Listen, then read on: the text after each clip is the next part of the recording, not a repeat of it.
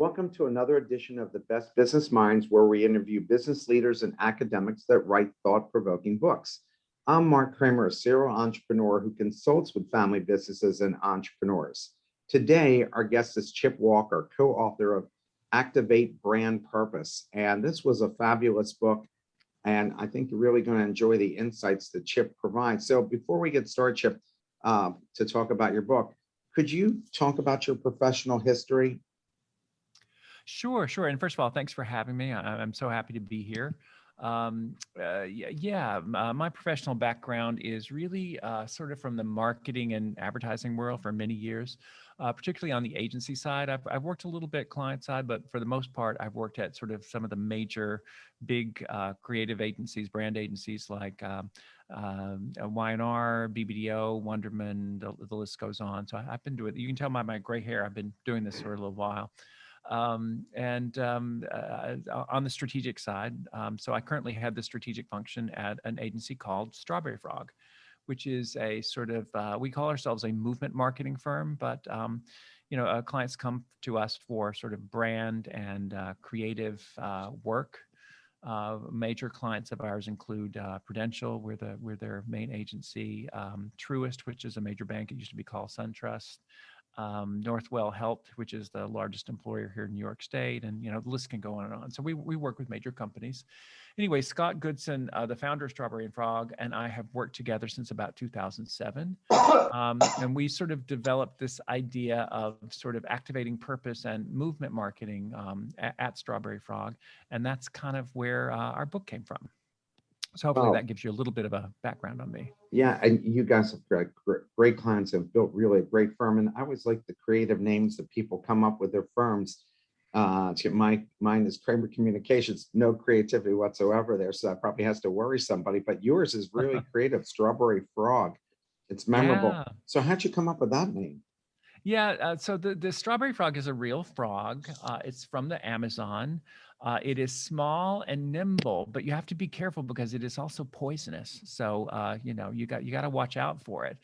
But we developed this lore a long time ago, and the way that we talk about Strawberry Frog, in that we have this whole sort of metaphor and story that we call frog versus dinosaur, and dinosaur represents kind of the old, gigantic agency branding partner that you can do business with that is like slow and expensive. We tend to be the nimble strawberry frog who can take huge leaps and do so in a very, very agile and nimble way. So that's kind of the reason that we went with the name like Strawberry Frog. Do you pick a name like that? So you have to explain that reason. People have got to be asking, every client must be asking why you picked that particular name. Yeah, people ask and then they just laugh and then they kind of go with it. And the interesting thing is that I think it often makes people think that you have incredible digital and social chops, whether you actually do or not, because it just sounds like you do, right? We actually Right. happen to, but often these kind of newer agencies are called like Red something, or so Strawberry Frog. I think. Kind of gives people that sense about us as well. So why did you co-author this book, and what do you want readers to walk away from Yeah, after reading so it? yeah, so Scott and I had been working with this idea of movement marketing for a number of years, all through the early 2000s, going up into 2000 teens post recession, and it was a very popular idea. And I'll talk more about movement thinking and why we think it's an important idea. But what we noticed was that I think starting probably 2017, 18, we found that a lot of very senior folks within large organizations in particular, also some smaller organizations, CEOs, CMOs, CHROs, et cetera, were coming to us about this notion of higher purpose. And I guess it's no secret. Everybody knows that that's become a huge topic of discussion in the past 2 or 3 years.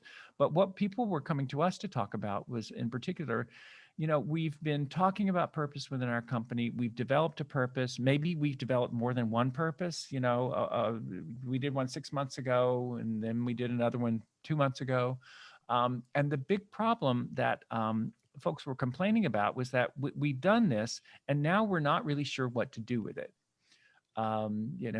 We've announced it to our employees. We've got a big plaque on the wall. It's in the about section of our website, but that seems to be it. 6 months have passed and now nothing has changed. Can you guys help us? And it started to become really clear that just knowing what your purpose is wasn't really even the hardest thing, although it's an important thing.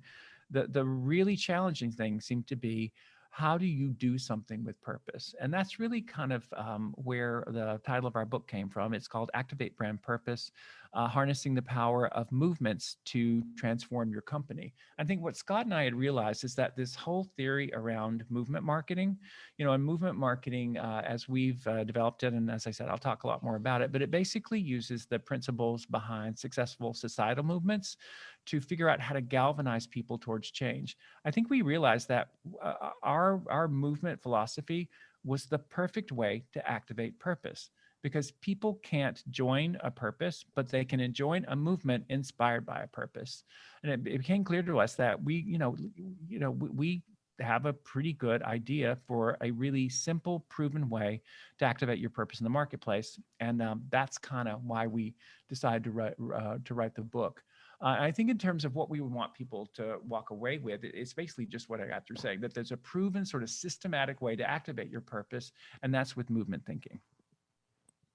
Well, I think the book is something you can't put down, and one of those books that you got to kind of read twice to get everything out of it, because you give so many great examples. But what's the biggest misconception about marketing? The biggest misconception about marketing, I think that the de facto assumption by a lot of people that marketing is really just about manipulating people. And I'm not here to say that in the past that marketing hasn't been used to do that ever. But I think that the fact that the notion that is really its only purpose is really misguided, because increasingly with everyone's access to information, it's really much harder to implement people, if not impossible. And I think we've discovered that marketing actually has a much higher calling to be done in the world. How has marketing changed since you joined the profession, pre even using the internet and computers, right? Yeah. Yeah, I'd say, I think when I started in the business, I mean, really kind of in the 90s, we really had a mind share, what I call a mind share model, where basically what we were trying to do for any brand was to kind of get inside people's brain and own real estate inside their brain by messaging them, often through TV ads. So we were trying to buy space in your head to stand for something. Tide equals clean, or Gain detergent equals smells good. And that was kind of the model. And I think today that's increasingly just impossible to do. Nobody can afford it unless you've got a billion-dollar ad budget, and people are just a lot more immune to that kind of thing. So I feel like the way that marketing has changed is that today in marketing, we're in a world where we actually need to activate people rather than just message them, and activate them around something they already care about, something important to them. Which I think has made marketing become hopefully a lot more meaningful to people, as opposed to feeling like they're being manipulated. And you coined a new marketing phrase called movement thinking. What is Yes. that? And please explain the building blocks you mentioned and who's successful at using it. Yeah, well, so movement thinking, I mentioned just a minute ago that movement thinking uses the principles behind successful societal movements. I mean, think about the women's movement or the civil rights movement or Black Lives Matter. The successful societal movements have gotten people to engage and participate because they agree with what the organizers are trying to do. And that's kind of what we're trying to do with brands. We're trying to get folks to participate and engage with the brand because they feel like they and the brand are on the same side and trying to accomplish the same thing. Maybe giving an example will help. So there's sort of four pieces of movement thinking that we sort of bring to the table. movements, every movement out there, as I said, from the women's movement to the gay rights movement, just think of your a movement you're familiar with. Every movement starts with some sort of a dissatisfaction, some sort of a grouse, a wrong in the world that the organizers of the movement think needs to be made right. There's usually some sort of a change that the movement wants to see in the world. Based on that change, there's usually some sort of shared enemy that the movement and the participants in the movement have out in the world, and then some sort of a stand that the movement takes to overcome that enemy and achieve the change they want to see out in the world. And those are basically the pieces of movement thinking. So maybe I'll give you an example of how we've applied movement thinking for a brand. So one of the early movements that we created for a brand was for the smart car, which Strawberry Frog launched on worked on the launch of. It was a joint venture between Swatch and Mercedes here a few years back, and I'm hoping that a lot of folks that are listening are familiar with Smart. It's this really tiny compact car that's all, kind of half the size of a regular car, and that you've probably seen. That I thought looks they were like so cool. yeah, it looks a little bit like, a cross between a roller skate and a VW Bug. It's Yeah. so they're tiny. They came to us, and of course, I think the obvious way to market the smart car would have been to think about things like, well, it's easier to park, you save on gas, that kind of thing. But I think that we and the clients both saw that there was a much probably more emotionally engaging way to apply movement thinking to create a platform for the brand. So the dissatisfaction that we kind of identified for Smart was that a lot of people, particularly in cities, just felt that there was too much overconsumption and waste going on in the world, particularly in cities, big unnecessary cars and SUVs that block the road, they screw up traffic, they take up too much space. So that was a dissatisfaction. The change that the brand wanted to see and the people who followed the brand was really to restore the urban landscape, maybe to its earlier, more pristine state before we had all this crazy, wasteful SUVs, et cetera, taking up all our space. So the enemy that we identified was, we called it stupidly over-consuming, which we shorthanded as dumb. And the stand that the brand took was really for sort of smarter, more conscious consuming, which we shorthanded as smart. So the movement that we created for Smart Car was called Against Dumb. A lot of you probably have seen it was a campaign that was kind of everywhere for a while. But it took a stand about changing something meaningful in the world that this brand really had the ability to have an impact on. So that's just an example of how we used movement thinking to sort of shape the narrative of a brand in a way that was much more interesting than, oh, you might save some money on gas and it might be easier to park. So I'm anyway, just curious. Go ahead. no, I just hopefully that gives you a little bit of a flavor of how we do movement thinking. I'm just curious, how long does it take you to come up with that concept, and how many people were involved, and what's involved in that? Yeah, well, it depends a little bit on the client. We've been working with the merger of a major bank. So two banks. We were the agency for SunTrust Bank here in the United States. Some of you may know, very large bank. It just merged with BB&T. It's become a bank called Truist. So we've been working on the launch of that for a year and a half, and it's a very large team. But that's a ginormous institution. Smaller firms, we just went through this process with a company called Afterpay. I don't know if you know it. They're a buy now, pay later service that you may have heard of. Anyway, we went through that kind of process in just a few weeks with a team of 8 or 10 people. For something like the bank, as I said, that could take months, just because they have so many more stakeholders, and it's a lot more complicated. And what kind of people do you guys hire? Because they've got to be really smart and intellectually interested in a lot of things to come up with the ideas that you come up with. What kind of people do you hire? Sure. Well, I'd say, there's sort of two major disciplines that do the thinking and the content work. There's folks in the strategic team, which I lead, and there's folks on the creative team, which Scott and a couple of our other partners lead. So on our strategic team, we have folks who have my background, which are basically sort of in brand marketing communication strategy.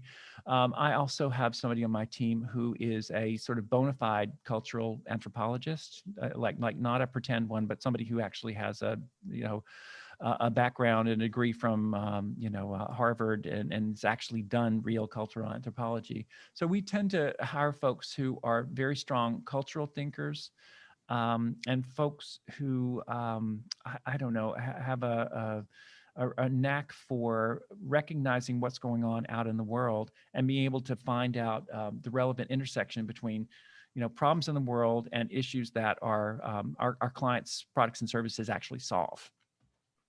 And did you come up with the name Truist, or how did that name come up? We did not. No, it was developed by the bank with another company. I think it's called Interbrand that they hired to come up with that name. I'm just curious, how does somebody come up with a name like Truist? It seems so unbank-like.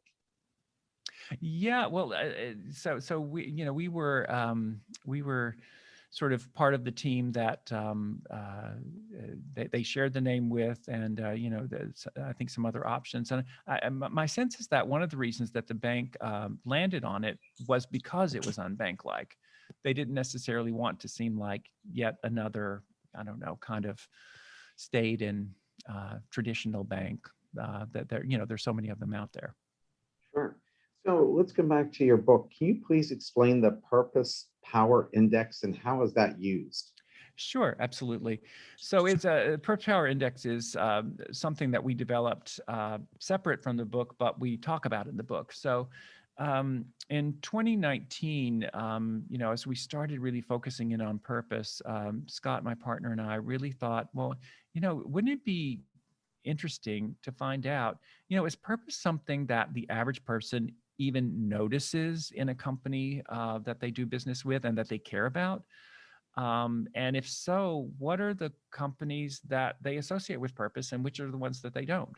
And we went out and looked and discovered that information didn't really seem to be out there, at least in a way that was very credible to us. So we partnered with a company at that point called the Reputation Institute. I don't know if you've heard of them, but they're probably the premier company for measuring reputation. I think they're now called RepTrack, but very well-known research company.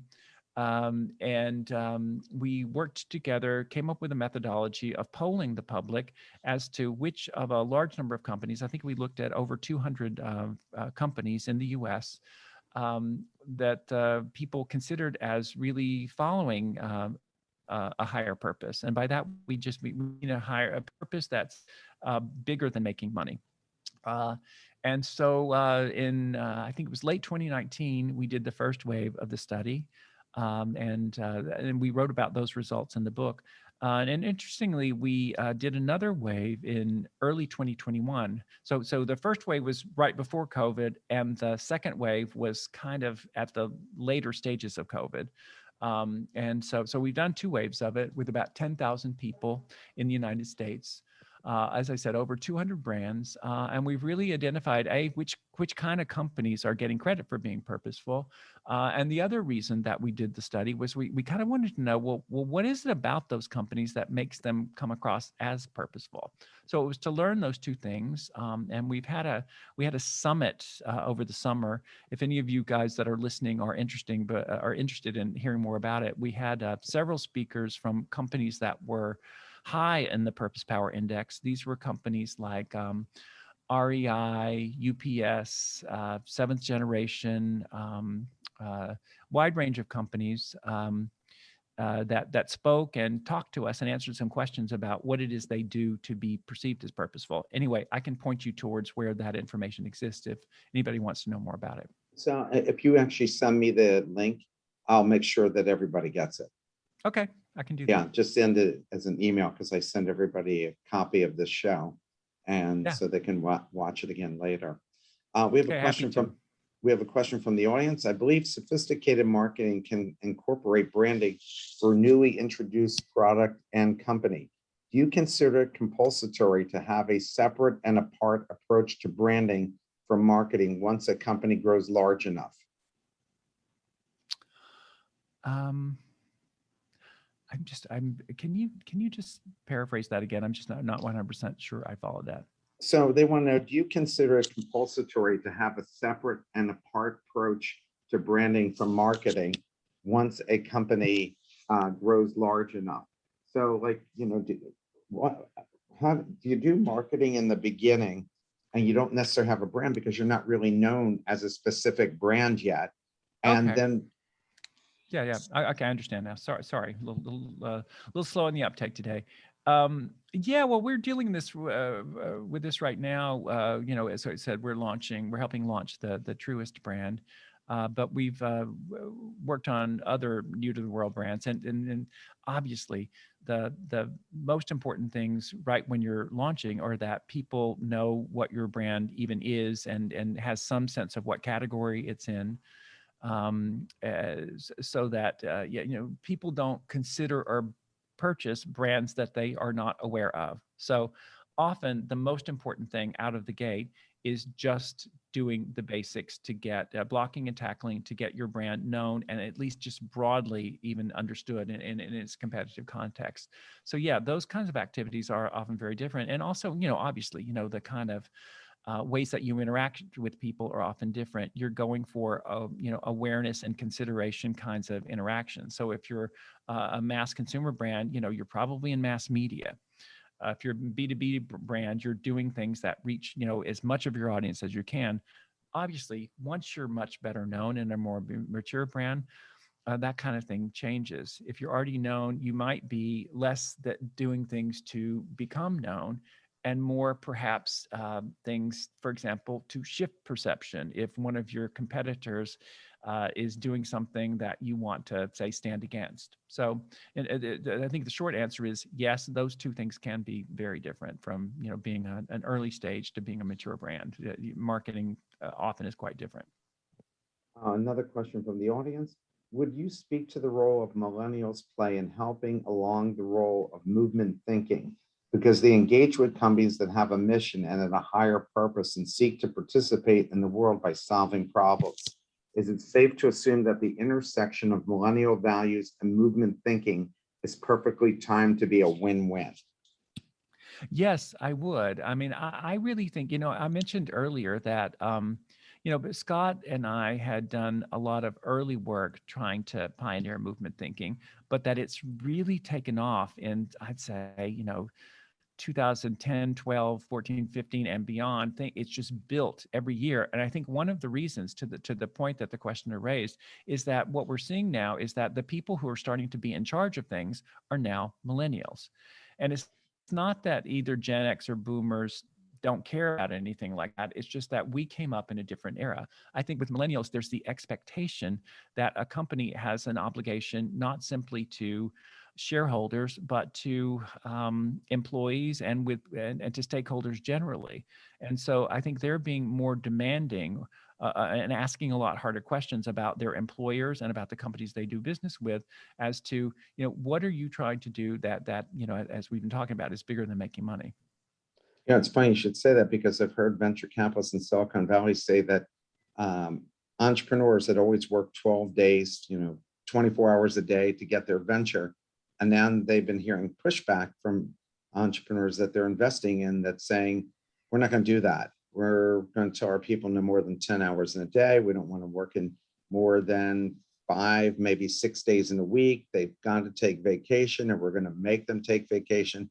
And to the older venture Yeah. capitalists, it's like, wait a minute, they don't get vacation until we start making money. So if they've got to work 100 hours a week, and these younger people, my daughter's one of them, they keep talking about quality of life. When she has a global marketing business, and she just looks at how important it is to have quality of life, and she wants brands that meet that same standard. Yeah, absolutely. And I think it's only gotten more intensified, that point of view, since the pandemic. I never think about those things. And maybe because I'm older at 60, I'm more jaded. I don't think that, to me, it's just another marketing twist. But people want to see these folks walk the talk. Another audience question. Can you please share a few tips on optimizing word of mouth marketing? Optimizing word of mouth marketing. Yeah, I'd say I think the most important thing is to be involved in an idea with your marketing that is something that people are interested in talking about, which I know may sound glib, but I have to say, when I have clients who are like, why are we going viral?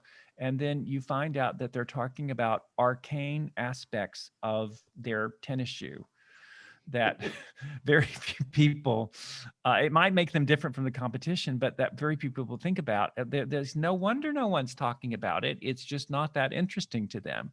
So I think that the big rule is like, what is it that makes you talk worthy?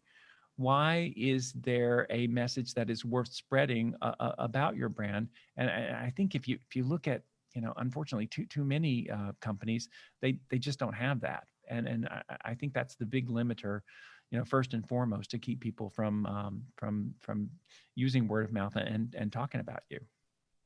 No question about that. And great restaurants, right, have word of mouth where they never market or have to advertise. I always think like it's the mediocre stuff like TGIF Fridays, and I hope I'm not talking about any of your clients, but these like national chains, they always have to keep marketing, but the great small or well-known local restaurant, they don't have to do any advertising whatsoever. There's lots of people who build great brands that don't require any advertising.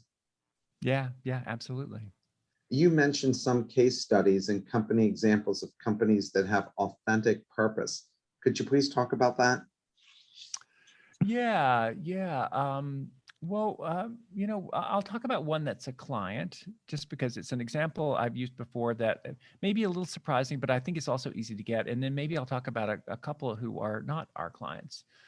So authentic purpose. So I'll use the example, I've mentioned it already, of SunTrust Bank, who we worked with since I don't know, 2000, I think 14 or 15. It's the bank that I mentioned earlier has since just recently merged and became Truist. But we started working with SunTrust coming out of the last Great Recession. So as I said, 2014, 15, and the bank had the reason I like to give this example is I think some people associating authentic purpose with a bank just seems crazy to a lot of people and impossible, but I think it's an instance where we were able to do it. So Truist had come up with, SunTrust had come up with this purpose. It was called Lighting the Way to Financial Well-Being, which sounds great, but I think one of the issues with purpose in general is that while inspiring, sometimes it can be lofty to the point that, as I've said earlier, it's hard to know exactly what you do with it. And I think that may be some of what they were running into. They're wanting to activate that purpose of lighting the way to financial well-being. So we came up with this insight that despite the fact that we were supposedly coming out of the recession in 2015, 16, around there, that really a majority of people still felt very, very, very financially vulnerable. There was a lot of financial anxiety around there. And that was an enemy that people were really looking for a financial institution to help them with, but that really none really were. So we came up with this idea that the SunTrust would stand against financial stress and for helping people become financially confident, which is kind of a simple mission coming out of that. It was kind of a movement idea that we developed coming off that purpose of lighting the way to financial well-being. But it gave lighting the way to financial well-being sort of a greater specificity, so that when you are a bank employee and you're like, why am I getting up every day? It's to help people get out of financial stress and start being more financially confident. And all of a sudden, that purpose started to be a lot more actionable. All of a sudden, you started to know what kind of programs you wanted to create, what kind of advice you wanted to give people. So as an example, we created this movement around financial confidence. It was called On Up, which stands for onwards and upwards. But again, it was all about making America more financially confident, and it was incredibly successful. I think we ended up in the last count, we had 6 million people who joined the movement. And it Oh, made a huge difference not only in just the engagement of employees and employees feeling like what they did was meaningful, but it really helped drive account signups. It drove loyalty with customers. So that's just an example of a company, I think, living purpose authentically. And I think it's really important that the movement and the purpose were really very, very tied to what they do as a bank. It wasn't just some let's go out and give to charity. So I think that's an example to me of a company developing and living a purpose in an authentic way. Another one that's a little controversial, but I do think it's a good example is Patagonia. You guys have probably heard about them, and they're oh, kind of sure. militant about the environment, and they say controversial things.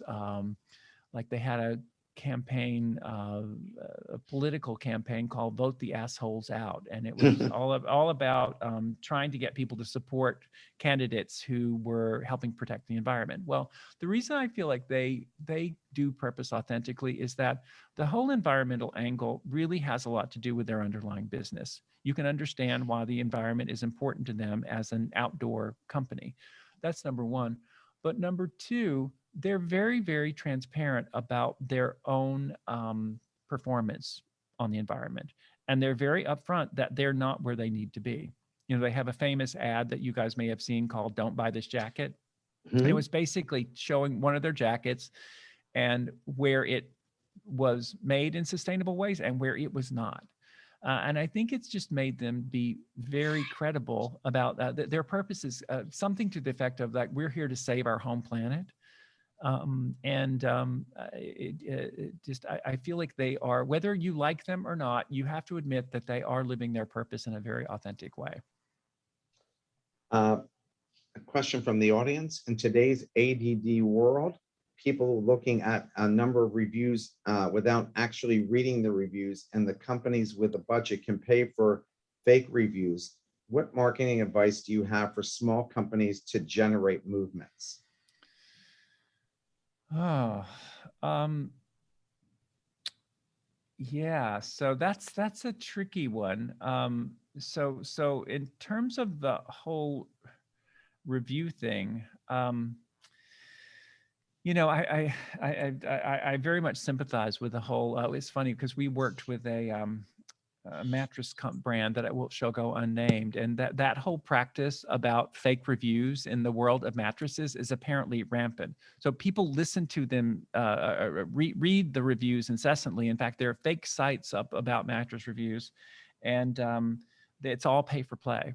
And so it's just kind of an incessant problem. So I think my advice, particularly for a smaller company, let's say you were a smaller company in the mattress arena, I think my advice would be to go in a different direction than relying on word of mouth and reviews. We were talking earlier about having an idea to lean into that was people would engage with because it was interesting to them, and that they would, want to talk about to other people because they cared about it.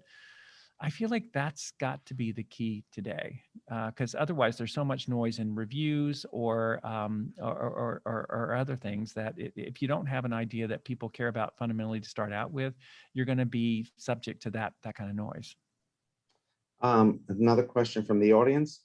Would you say that Bombas socks and Warby Parker also do purpose authentically, and will that make them more sustainable?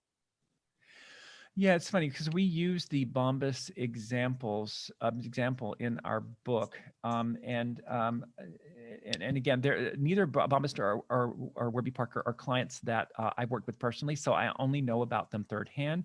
I will say, based on what I know, I do consider them purpose-oriented companies, or companies that at least are trying to be so and to operate that way. And I'm sorry, what was the second half of the question? The second question, will that make them more sustainable?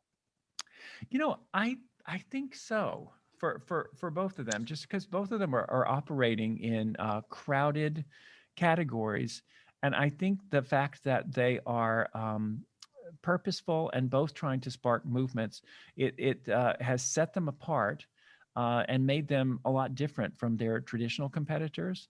And even though others have come in since then, I think because they were in there early, I think both of them have staying power.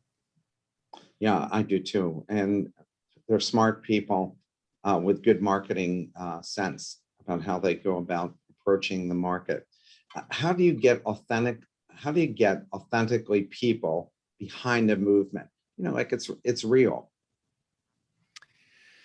Yeah. So, well, movement is really sort of purpose activated. So I think, but you've got to think about the purpose that you're activating first. And so I think there's sort of four aspects to a purpose that you can easily and authentically activate that we think about.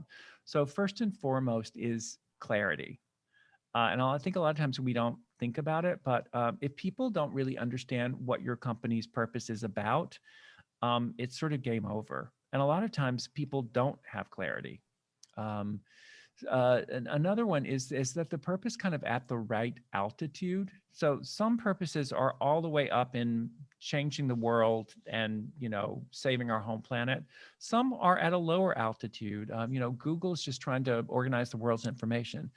Both are valid, and you got to kind of know the right altitude for both you and the customer base that you're dealing with. The other big thing is action. Can people actually see you acting upon your purpose? And I think that's a way that you get them behind your movement. And the last one I call sort of story. Do they see your company as telling a complete story with your movement behind your purpose? So, in other words, Nike, for example, I think has been criticized where they've come out and really wanted to support racial equality, which I think everyone agrees is, an admirable thing. They've had the advertising they do with Colin Kaepernick.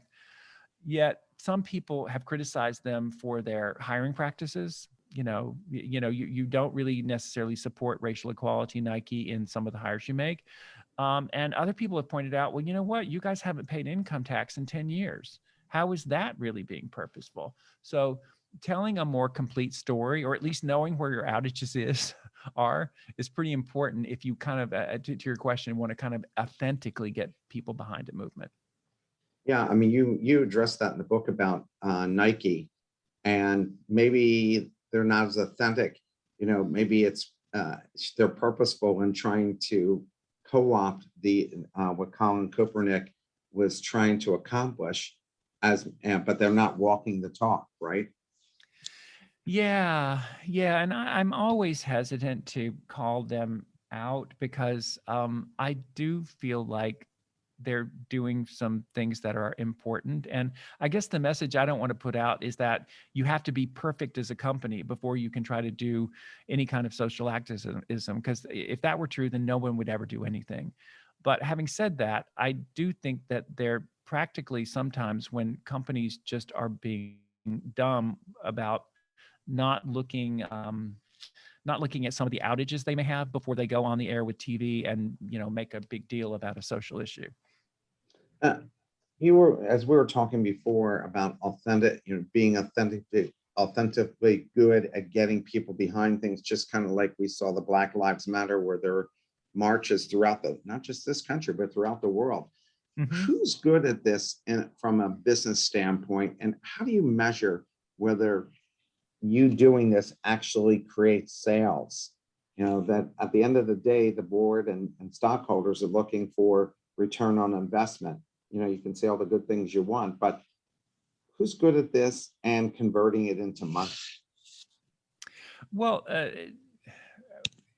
so I think the whole conversation around purpose is often a lot bigger than immediate sales. It's interesting because I get asked this question a lot, like, well, how are you guys measuring sales? Because isn't that the first thing a CEO or a CMO asks? And actually, that is not.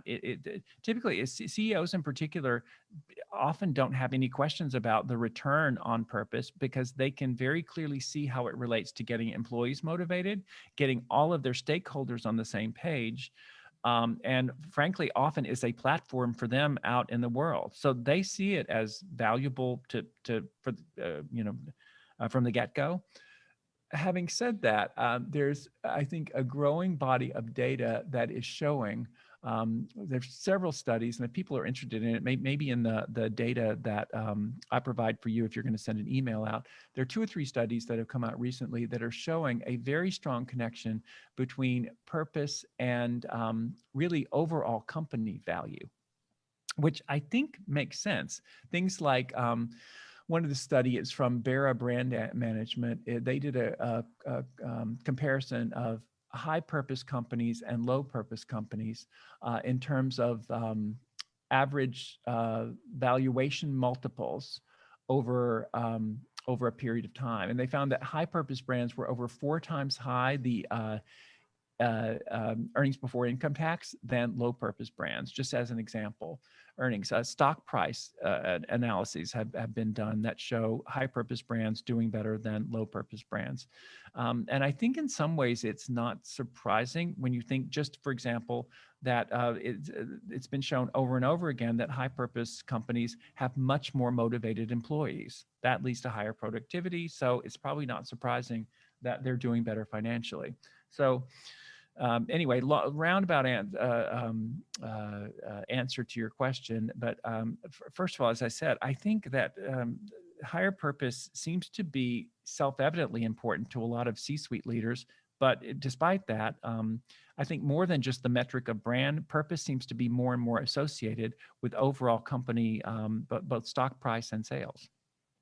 Yeah, and that's why, companies who see studies in the Harvard Business Review about diversity, the more diverse your organization is, the higher the rate of return for the business, and more sales, more everything. It's Yeah. better. So these things correlate together. You write about the importance of stakeholders. How do you define a stakeholder and engage them in a meaningful way? Yeah, so we think about stakeholder as like a party that has an interest in a company and can either affect or sort of be affected by the business. So historically, we thought of stakeholders as, investors, employees, customers and prospects, suppliers. So that's how we thought about stakeholders, I think, historically. Increasingly, though, I think what's changed is that people within companies and really the general public is also thinking that a stakeholder of corporations is basically society at large.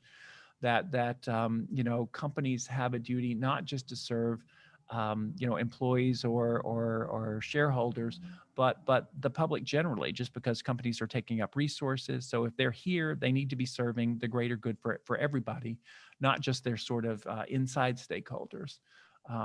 So how do you engage them in a meaningful way? I think that's what our book is all about: activating purpose with a movement. The thing that's a little bit different about that than, say, traditional positioning of a company or a brand is that activating purpose with a movement really applies to everybody, all the stakeholders, inside the company and outside, including society.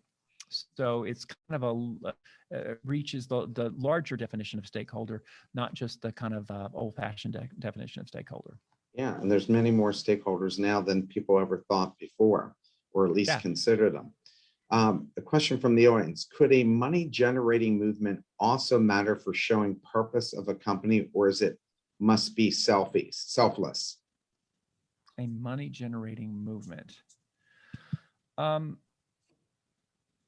Yeah, we tend to think of a movement as serving for a company, a commercial company or brand, as something that needs to serve both the interest of your audience and the brand together. Like I talked about with SunTrust Financial, this movement for on up call for a movement for against financial stress and for financial confidence. So that's sort of a byproduct was that the bank made money. But the reason people cared about it wasn't because the bank was making money. The reason people cared about it was that they really felt that the bank cared that they become financially confident. So we tend to not think about the movements we create for companies as like the movement itself is to make the cash register ring. The movement is to get people to care, which is the thing that is so hard. And a byproduct of caring is that you sell things better. So I hope that makes sense. Yeah, no, I think it is. Why don't many companies don't know the why of their existence, And what is meant by people don't buy what you're doing, but buy why you do it? What do you mean by that? Yeah, the thesis I've been putting out there since the beginning of the interview today is that actually many people today do have a why. Many companies do. The problem is they don't know what to do with it. Mhm. It seems like it's easier to come up with a why than a lot of people thought. It's activating it. And to your question, why? What is meant by people don't buy what you're doing? They buy why you do it. I guess the way that I think about it is that what you do as a company is often functional, and it can be matched by a competitor. Why you do it is what can connect with people emotionally and kind of make you stand apart as a company. So I think for that reason, why you buy something is just more emotionally resonant than just kind of what you do and what you make on the factory floor. Could you please explain the concept of purpose washing and why companies should maybe avoid doing that? Yeah. So it's a big topic, and we've been talking a little bit, Mark, about um, how do you activate purpose authentically. So purpose washing is when you fail to activate it authentically. You activate it in an ingenuine way or in an inauthentic way. It's when your company is seen as just giving lip service to higher purpose or acting on it in a disingenuous way. Some examples. I think the poster child example that I'm sure everybody here has heard of or saw was a couple of years ago, I think 2018. So I guess 3 years ago, Pepsi came out with an ad campaign featuring Kendall Jenner, and they were trying to sell soda pop, but for some reason the Kendall was attending some sort of a racial equality rally and was getting involved in racial equality, although you couldn't, it wasn't really clear what was going on. At any rate, they just really got nailed over that. Pepsi did, for purpose washing, because it seemed like it came out of the blue. Pepsi never talked about this before. What does this have to do with soda pop? What does this have to do with Kendall Jenner? It just felt like they were co-opting something that was trendy and in the news to try to get attention. Now, was that really their intention? I doubt it. I'm sure somebody on the team thought it was a good idea and that they were doing a good thing, but unfortunately, it just didn't come across that way. So I think that's the issue with purpose washing, and it's obviously a backlash you want to avoid. Yeah, no question about it. You list the top 7 brands and you mentioned what they all have in common. Can you tell us what is that and what can we learn from that? Yeah. So um, so this was the top 7 brands from the Purpose Power Index. So this was the big research study that we did. Among the top 7 brands, and this was in 2019 that we first did it. There were brands, as I said, like Seventh Generation, REI, um, and Method were 2019 winners. In 2021, we had a bit of a change up. We had a lot of sort of newer, more interesting companies that moved into the top. SpaceX was actually one of the top ones. They're trying to take the mankind to another planet. That was a biggie. I think a couple of the big pharmaceutical companies that had been working in the pandemic actually rose up to the top. So anyway, we identified brands that were at the top both in 2019 and 2021. And I think that there were uh, 5 sort of important things that those brands were doing well. So, there's sort of a traditional 5 Ps of marketing, which were like price, product, placement, positioning, et cetera. I think what we found among the things that those top brands were doing well, we call it the 5 Ps of purpose. And they are product, that the products and services you make are purposeful. One we call progress, and that's that the innovation work you do is very purposeful. The third one is planet, that you're doing things to support sustainability and the future of the planet. The fourth is people, and that is that you are doing things to advocate for communities and for your employees. And the last one we call positive change, and that's that you're doing something in terms of societal advocacy, doing something to kind of make society better. So again, product, progress, planet, people, and positive change. And what's interesting is that we found from our data that that was the order of importance. That the first and foremost, if people don't see that your products and services are doing something in support of your higher purpose, that that that, that's an issue. And it's interesting, positive change and social activism, while it was important, it was actually the least important of the five. So anyway, those are the five things that the top performers seem to have in common. What can business learn from Black Lives Matter and the Occupy Wall Street movements? You mentioned those in the book. And what's the takeaway for businesses? Yeah, I think those are two examples of movements that represent sort of two ends of the spectrum. I mean, in my view, Occupy was just arguably not successful, and Black Lives Matter has been more successful. And so I feel that what we can learn from them is just sort of kind of maybe some things to do and not to do based on their success. I mean, for me, and again, this is my opinion. People on that are listening may not agree, but my opinion based on my study of it, we write about this in the book, is that Occupy's undoing was that it was unfocused. It seemed to be against something, against corporate greed, but what was it really for? I mean, I'm not sure that people ever really knew exactly what it was the movement was really genuinely trying to do. People who were in support of the movement didn't really know what they were supposed to do what is the goal and where are we supposed to support it. So you just had a bunch of people showing up at outside of in parks here in New York. But again, it was just a little vague as to what they were trying to do. I think our concept of movement thinking could have helped focus them a lot, but we were not called on to advise them. So anyway, that was Occupy. Black Lives Matter is a different story. I think it worked better because we know what they're opposing, and we know what they're trying to bring about, which is racial equality. And because the organization of the group, it was really sort of spontaneous and decentralized, they weren't just getting people onto the street, people were getting themselves on the street. Black Lives Matter could just publicize that they were holding a rally and it was in and around maybe something that had happened in the news. You got people showing up, you got people rallying, and you had people behind it wearing the t-shirts. And before you know it, the notion of racial equality, you find that, 65% of people are saying, I support the mission of Black Lives Matter, and a lot of minds are changed.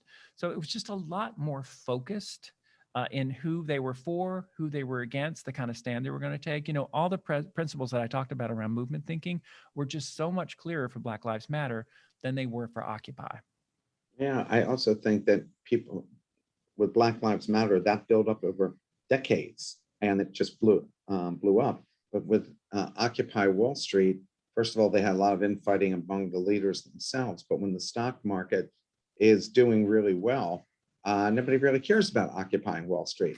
But if the market's in free fall, then even the people in suits are joining them in occupying Wall Street. So I guess it I all know, depends. which is crazy. Just because the stock market is doing better doesn't mean that income inequality is really any better. It's probably not. But you're right, and I think that's just another testament to the fact that Occupy could have done a much better job. Yeah, I mean, look, even now, the Democrats are trying to do some positive things socially, and people don't really want to see it because they're worried about that the stock market, which everybody has, a dog in that hunt, Right. is worried that what if that changes the market? What about my retirement? What about my kids' college education? I don't know if I want to tip that pot over. So Right. it's Exactly. interesting. Question from the audience is really has kind of little to do with the subject per se, but they'd still like it answered.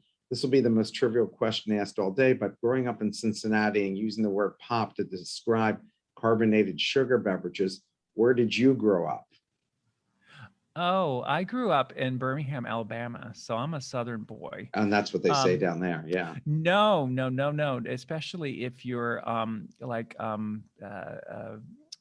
I'm not from the trailer park, but I'm from near the trailer park. So down there, everybody calls everything a Coke, whether it's Oh, a Coke. Pepsi or a Dr. Pepper.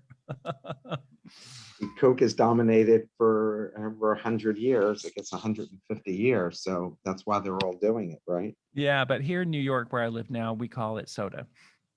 So you wrote about how taking a bold action like Dick's Sporting Goods deciding not to sell assault rifles after Sandy Hook. Why don't you think they got more credit, and could they have done something differently? Yeah, I well, thought it was strong on their side. I thought it was, kind of like a right thing to do. yeah, well, in our research, the Purpose Power Index, we asked Dick Sporting Goods was one of the brands we asked about, and they got relatively, with the general public, relatively low scores on being a purpose-driven company. And this was among people who were aware of them as a brand. And the reason why is that it appeared from our data that people just weren't aware that they had done it. So I think that because that act of theirs to get rid of assault rifles may have appeared in some high-profile publications like the New York Times or the Wall Street Journal, which the average person in America does not read. Right. That maybe the leaders of the company assumed that everybody knew about it, but it did not. We asked in our research not only is your company seen as purpose driven, but we asked about for each company, were they associated with a whole long list of things from like women's rights through gun issues through a list of 20 or 30 different things. And Dick's wasn't really associated. People, as I said, I just don't think that they were aware that the brand had done it. Back in the 80s and 90s, and the early 90s, there were tons of classes on ethics, because that's when I got my master's in management, were all the rage at all the top tier business schools. Should schools be teaching tomorrow's leaders about the importance of purpose? And do you think it will happen organically? And what skills will future leaders need to succeed in the brand wars? Yeah, I do. It is already happening organically. And Mark, I know you mentioned that you've taught, I think, at some pretty well-known places. And I don't know about you, but I'm already getting, and my business partner Scott is getting requests from folks. I think Scott's teaching at Harvard. I think in the next month or so about some of these topics. So it's already happening organically. And I think it's not only because of purpose and this kind of thing being in the news, but to what we discussed earlier, I think some of the younger folks who are in business school, they want to learn about this. And I really think that it's really going to be a shift from this whole thing from just about shareholders to stakeholders. When I was in business school, it was really all about shareholder value. And I think switching it to stakeholder value and having business school students think a lot more broadly about the purpose of an enterprise and the purpose of a brand. I think it's, as I said, it's already happening organically. And to the second half of your question, what skills will future leaders need to succeed in the brand wars? I'll just off the top of my head, maybe just give you a few thoughts. It's not exhaustive, but I think that folks are going to have to, future leaders are going to have to start thinking about. I think we tend to focus on customers and what's important to customers, and which is really important. But I think we're going to have to start thinking about cultural and societal insight as well, just because our customers and our employees care about it. I think future leaders are going to have the superpower of self-awareness. What do we as a company and a brand have genuine permission to say and do versus what do we want to say and do? Just because of the whole authenticity and purpose washing thing that we've been talking about. A third one is transparency.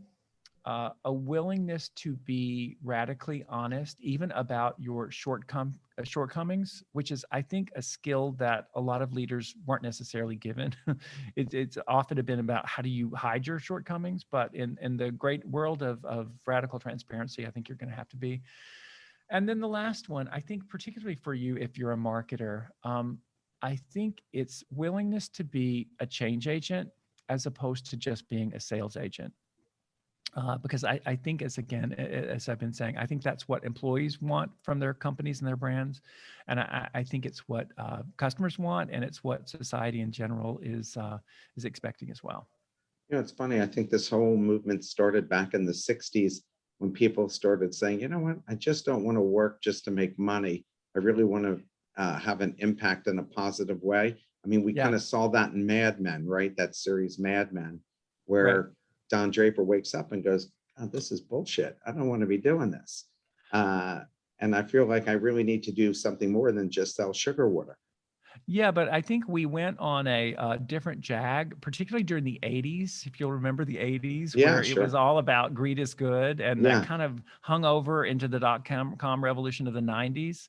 And I think we've kind of come back full circle to that, looking for a reason to want to get up and go to work every day, beyond just, collecting a paycheck. And I hear that all the time from younger people when I would teach them in school. Chip, Yeah, thank you so much. The book is absolutely terrific. I hope a lot of people will get it. And we're going to send them the link to the book so they can purchase the book as well. I appreciate you taking fantastic. the time to speak with us. And hopefully you guys will write another book and I'll have you back. Okay, well, I hope so. It's been a pleasure being here. So thanks so much for having me, Mark. Have a great rest of your day. Everybody have a great weekend. Look forward to seeing you next Friday. And please be safe.